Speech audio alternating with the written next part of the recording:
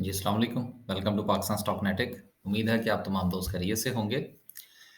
चलते हैं जी, मार्केट का थोड़ा जायज़ा लेने की कोशिश करते हैं। एक वीडियो जो है वो कोई 4-5 घंटे पहले मैंने अपलोड की थी। ये वाली वीडियो थी बिजली की कीमतों के हवाले से।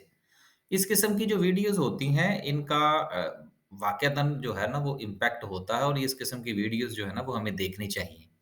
क्योंकि बाज़ औक़ात जो हम इंडेक्स डिस्कस कर रहे होते हैं, उसमें हम रूटीन की बहुत सारी बातें डिस्कस करते हैं। लेकिन ये जो ख़ास चीज़ें होती हैं ना, इस किस्म की वीडियो पर भी ध्यान दिया करें। ये सीखने के हवाले से जो है वो आपको मदद फ़राहम करती हैं। वैसे अगर आप ना देखना चाहें तो कोई एतराज़ नहीं है। आगे चलते हैं जी और जुमे वाले दिन जो है वो माशाल्लाह से मार्केट ने 208 पॉइंट्स और डाले हैं। मैं गुज़िश्ता 1 वीक से एक बात कर रहा हूँ और उस बात का मेरे पास सोर्स कोई नहीं है और मेरी स्टडीज़ भी कोई नहीं है, सिर्फ़ मेरा एक हंच है और वो ये है कि मार्केट शायद अब टेक्निकली चलना शुरू हो गई है और उम्मीद ये की जा सकती है कि आने वाले दिनों में भी मार्केट टेक्निकली चलेगी। अब ये मैं गुज़िश्ता 1 हफ़्ते से क्यों कह रहा हूँ? उसकी वजह ये है कि हमारे यहाँ ज़्यादातर लोग जो ट्रेडिंग करते हैं ट्रेडिंग की बात कर रहा हूँ, मैं इन्वेस्टमेंट की बात नहीं कर रहा, इसलिए इसको ज़रा गौर फरमाइएगा इसके ऊपर। ट्रेडिंग पॉइंट ऑफ व्यू से बहुत सारे लोग जो हैं, बल्कि तकरीबन 90% लोग जो हैं, वो रिलाय करते हैं टेक्निकल स्टडीज़ के ऊपर, टेक्निकल इंडिकेटर्स के ऊपर। तो ये बात जो है, ये बार-बार करने का मकसद ये है कि अगर आप भी इस किस्म का कोई काम फरमाते हैं, तो हमारा उसमें थोड़ा-सा ये एडिशन हो जाएगा और आपके कॉन्फिडेंस में ये चीज़ इज़ाफ़ा करेगी कि हमारा ये ख़्याल है कि अब जो है वो मार्केट टेक्निकली चलना शुरू हो गई है और इंशाल्लाह आगे भी चलेगी। आपको याद होना चाहिए कि गुज़िश्ता को तकरीबन मेरा लगभग 3 महीने से ज़्यादा हो गए थे कि मैं ये कह रहा था कि मार्केट जो है वो फंडामेंटली चल रही है, टेक्निकली नहीं चल रही।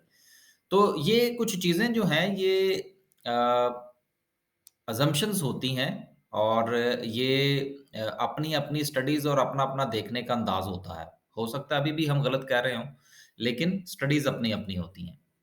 तो मार्केट ने माशाल्लाह से 208 पॉइंट्स जो हैं वो मज़ीद डाले हैं और चीज़ें जो है वो थोड़ा-सा मज़ीद स्ट्रॉन्ग हुई हैं। ख़ास तौर पर कुछ खबरें भी अच्छी आईं, 1-2 ख़ास तौर पर एफएफबीएल के हवाले से और 1-2 और खबरें थी जिन्होंने मार्केट को सपोर्ट किया। फिर सर्कुलर डेट के हवाले से अभी भी खबरें चल रही हैं कि वो ख़त्म करना पड़ेगा गवर्नमेंट को या कम से कम उसका कोई वो पंजाबी में कहते हैं ना पक्के पैरी को जवाब देना पड़ेगा। तो जब वो पक्के पैरी जवाब देंगे तो उससे जो हमारे ख़ास जो ऑयल एंड गैस मार्केटिंग जिसमें पीएसओ और एसएनजीपी सरे-फ़हरिस्त हैं और एक्सप्लोरेशन में आपका पीपीएल है, ओजीडीसीएल है, माड़ी है। ये इस किस्म के माड़ी तगड़ी जितने भी जो शेयर्स हैं, पोल का शेयर है, तो यकीनन जो है इनके ऊपर मुस्बत असर आएगा। लेकिन हमारे पास जो है वो पीएसओ है, हमारे पास एसएनजीपी है, हमारे पास ओजीडीसी नहीं है, हमारे पास पीपीएल नहीं है, हमारे पास माड़ी पेट्रोलियम नहीं है। तो इस तरह से आप भी अपने-अपने पोर्टफोलियो के मुताबिक देखिए क्योंकि उसकी वजह ये होती है कि एक अगर आपको सेक्टर चलता हुआ नज़र आ रहा है तो इसका मतलब ये थोड़ी होता है कि आप उसमें उसके सारे शेयर खरीद के बैठ जाएँ। आपने उसके 1 या 2 शेयर्स के अंदर ही आपने अपना जो है ना वो स्टेक रखना होता है। तो कोई बात नहीं ज़्यादा कूदने की कम से कम हमें तो कोई ज़रूरत नहीं है, जो है उसकी तरफ देखेंगे, आगे चलते हैं। सर्किट ब्रेकर की बात करते हैं, माशाल्लाह से 7 कंपनीज़ अपर कैप थी। जीजीएल, इमेज, एफएफबीएल बहुत अच्छा एफएफबीएल हमारे पास है जी और देखिए जो आपका फर्टिलाइज़र सेक्टर है, ये जो दोस्त अहबाब को गुज़िश्ता साल 2 साल से हमारे साथ हैं अ, यूट्यूब की हद तक, उनको पता होना चाहिए कि मैं हमेशा से एक बात कहा करता हूँ कि फर्टिलाइज़र सेक्टर एक ऐसा सेक्टर है, रोते-धोते हुए इनको कुछ ना कुछ सपोर्ट करना पड़ेगा। इसलिए आप जब भी आपको ये अच्छी प्राइस पर नीचे मरे हुए शेयर मिलें, तो इनको ज़रूर खरीदा करें और एफएफबीएल जो है, ये मेरा ख़्याल है ₹12 तक गया है शायद। तो ₹12 पर हमारी भी रिकमेंडेशन थी कि इसको जो है वो मज़ीद एडिशन करना चाहिए इसका। इससे पहले भी हमारे पास इसकी होल्डिंग मौजूद है। तो एक इसका लॉक लग चुका, तो ₹13.63 पे इसकी क्लोजिंग है। 1 से 2 और लगे तो देन फिर ये गया 20 पर। लेकिन इसका ये कतई मतलब नहीं है कि अब आप इसमें कूद जाइए। अभी आप सब्र फरमाइए। अभी और शेयर नीचे आज जाने लगे हैं ना अगले 1-2 दिन में, तो उनके ऊपर नज़र रखें। लोअर कैप की बात करें तो लोअर कैप में कुछ नहीं है। ज़रा फर्टिलाइज़र सेक्टर को थोड़ा-सा देख लें, तो फिर हम आगे चलते हैं। क्योंकि मैं देखना चाह रहा था कि सिर्फ़ इम्पैक्ट जो है, क्या वो सिर्फ़ एफएफबीएल ही पर ही आया है या किसी और शेयर पर भी आया है? तो उसका थोड़ा-सा जायज़ा ले लेते हैं। फर्टिलाइज़र सेक्टर अगर खुल गया तो। जी, ये माशाल्लाह से नहीं जी नहीं, फर्टिलाइज़र में इतने सारे शेयर्स कहाँ से आ गए? अ, 100 में, जी, दोबारा से देखना पड़ेगा जी, सेक्टर वाइज़ तो ये दे ही नहीं रहा मुझे आज। इंजीनियरिंग सेक्टर है, आ गया जी फर्टिलाइज़र। फर्टिलाइज़र में जी एंग्रो कॉर्पोरेशन नीचे रहा और बाकी तकरीबन सारे ही ऊपर रहे, इफर्ट भी ऊपर रहा, एफएफसी ने में भी 33 पैसे का इज़ाफ़ा हुआ, फातिमा फर्टिलाइज़र में 1 पैसे का इज़ाफ़ा है, लेकिन सबसे ज़्यादा इज़ाफ़ा जो है वो आपके एफएफबीएल में है। लेकिन एक चीज़ इसके साथ आप लिंक कर लीजिएगा, मैंने पहले भी एक मर्तबा बताई थी, लेकिन मैं आज फिर रिपीट किए देता हूँ कि देखिए एक शेयर जो है वो है एजीएल, एग्रीटेक का शेयर है, अगर आपको याद हो। अब ये जो है, ये भी डीएपी बनाते हैं। अब ये मैं कभी-कभी सोचता हूँ क्योंकि मेरे पास इसकी कोई बहुत बड़ी स्टडीज़ नहीं है, बहुत कम स्टडीज़ करता हूँ मैं ये इन किस्म के शेयर्स को, लेकिन ये हमारे पास है वैसे। मेरी जो रिकमेंडेशन थी इसकी, मैं आज बता ही देता हूँ। एग्रीटेक की जो मेरी रिकमेंडेशन थी, वो ₹3.90 से लेकर मेरा ख़्याल है ₹4.10 तक के करीब-करीब थी, मुझे इस वक़्त एग्ज़ैक्टली याद नहीं है। तो अगर उसको भी हिसाब लगाएँ, क्योंकि मेरे पास ज़ाती होल्डिंग भी है इसकी, तो मेरी जो एवरेज बनती थी, वो बनती थी कुछ ₹4.02 या 3 पैसे की मेरा ख़्याल है शायद if I am not wrong या ₹4.05 की बनती होगी। तो मैंने तो ऐवे ना बिल्कुल थोड़े से शेयर बेचे हैं, कोई 5% के करीब, 5% 10%।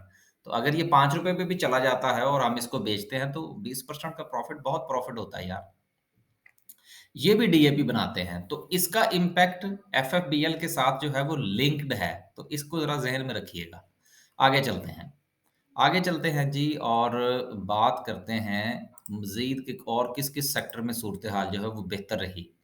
सबसे ज़्यादा किरदार जो है वो कमर्शियल बैंक्स में रहा। इसको ज़रा देख लें कि कमर्शियल बैंक में जो सूरत-ए-हाल है वो इतनी अच्छी क्यों नज़र आ रही है। ये एमसीबी है, मीज़ान बैंक है, हबीब मेट्रोपॉलिटन बैंक है, बैंक अल-फलाह है, उसके बाद एचबीएल है, तो सारे ही बैंक्स चले। देखिए बैंक्स के हवाले से एक बात तो ये है कि चूँकि इंटरेस्ट रेट बहुत ऊपर चला गया, अब लोगों का ख़्याल ये है, जिससे कम मैं इख्तिलाफ़ करता हूँ।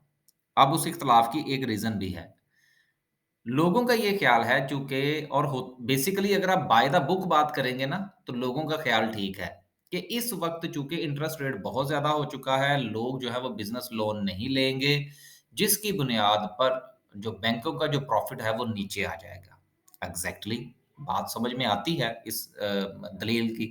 लेकिन दूसरी दलील ये है कि जिस वक़्त आपकी हुकूमत पाकिस्तान स्टेट बैंक के ज़रिए से टी-बिल्स अगर आप अब दोबारा की जो ऑक्शंस हुई हैं, वो मेरा ख़्याल है कोई 21% पे हुई है। इसका मतलब है कि गवर्नमेंट का पेट भरेगा तो किसी की बारी आएगी ना।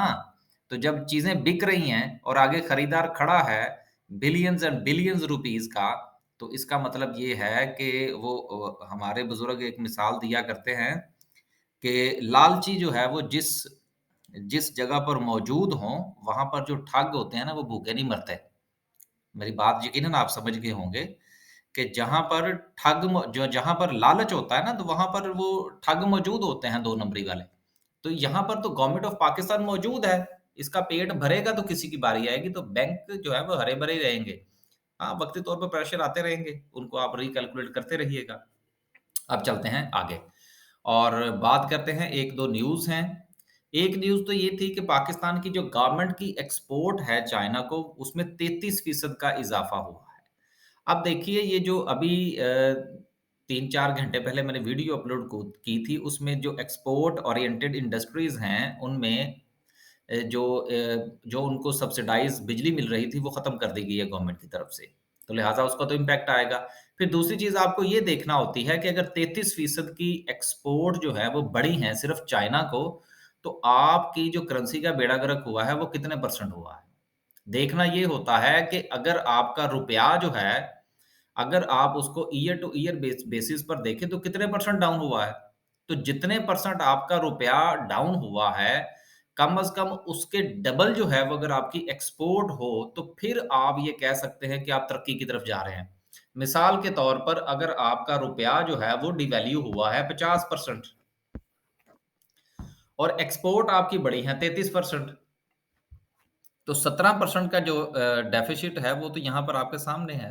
तो ये तो आर्गुमेंट बिल्कुल नहीं बनता कि आपकी जो एक्सपोर्ट्स जो हैं वो बढ़ी हैं।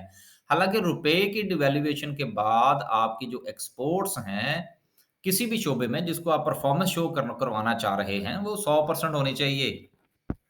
आपकी करेंसी की डिवैल्यूएशन का डबल। अगर ये हो तो ग्रोथ ग्रोथ जो है वो सामने आती है, अदरवाइज़ आपका जो ग्राफ है वो नीचे का बनेगा। ये अगर आप स्टडीज़ बनाएँगे तो वो नीचे की तरफ ही जाएँगी, वो पॉज़िटिव ग्रोथ शो नहीं करेंगी, वो नेगेटिव शो करेंगी।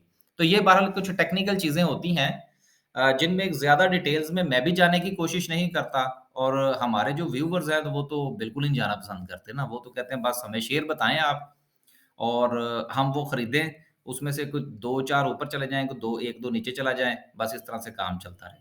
तो गुलशन का कारोबार चलता रहेगा। बहरहाल, तो बिल्कुल ये कोई पॉज़िटिव न्यूज़ नहीं है, ये मैंने इसलिए आइडेंटिफ़ाई की कि बहुत सारे लोग जो हैं, वो इस चीज़ को लेकर भागेंगे और कि जी बस एक्सपोर्ट बढ़ गई है और अब हमारा जो टेक्सटाइल सेक्टर वो ऊपर जाने लगा है। तो इसलिए ज़रा इस चीज़ों को टेक्निकली भी देख लिया करें। आखिर में जो है वो हम डिस्कस करते हैं जी आज की कैंडल को। कैंडल माशाल्लाह बहुत अच्छी है जी और उसके साथ-साथ वॉल्यूम बहुत अच्छा है और गुज़िश्ता काफ़ी अरसे से, काफ़ी सेशंस से अगर आप देखें, अगर आप इस एरिया को, ये वाला एरिया जो मैं अंडरलाइन कर रहा हूँ और उसके बाद ये वाला एरिया जो है, इसको अगर आप देखें, तो वॉल्यूम वाइज़ चीज़ें जो है वो हमें बहुत बेहतर नज़र आ रही हैं। और ये बेहतर नज़र आने का जो वजह है वो आहिस्ता-आहिस्ता आईएमएफ की डील है। किसी दिन वो हमें झिड़क देते हैं, कभी किसी दिन वो हमें वो क्या कहते हैं पास बिठा लेते हैं, किसी दिन खड़ा कर लेते हैं, किसी दिन कुर्सी पे बिठा लेते हैं। तो हमें बस इसी तरह से जो है वो सिलसिला चल रहा है कि शायद हमारी डील हो जाएगी। तो देखते हैं कि इंशाल्लाह डील तो बहरहाल होगी, लेकिन वो नाकों चने चुभवा कर ही होगी। कुछ जो है जो वे ऑफ टॉकिंग होता है ना वो भी बड़ा डिपेंड करता है। तो बहरहाल काफ़ी सारी चीज़ें हैं शायद जिस तरह से इसहाक डार साहब जो है वो करना चाह रहे हैं वो कह रहे हैं कि आप ज़रा जो है वो तरले मिन्नतों के चक्कर में बात करें और डार साहब जो हैं वो क्या कहते हैं अब वो फिर मुझे वो बात याद आ जाती है शहबाज शरीफ की कि बेगर्स कांट बी चूज़र, ठीक है ना? तो शहबाज शरीफ की वो बात बहरहाल उसमें वज़न था कि अगर आप बेगर हैं तो फिर आप चूज़ नहीं कर सकते। लेकिन डार साहब चूँकि ज़रा चूज़ करने के चक्कर में हैं, लेकिन अब आप ये देख लीजिए कि चूज़ करने के चक्कर में मुल्क का रगड़ा निकल रहा है, ठीक है ना? तो मेरा ख़्याल है कि जब आपको एक्सेप्ट कर लेना चाहिए कि आप बेगर हैं, तो फिर उसी तरह से ही आपको परफ़ॉर्म करना चाहिए, ताकि आपके मामला जो हैं वो जल्दी सिमट जाएँ। आखिर में जो है वो एक एडिशन ये करता चलूँ कि खान साहब के हवाले से जो खबरें हैं वो गर्म हैं। किसी भी दिन जो है वो खान साहब को धर लिया जाएगा।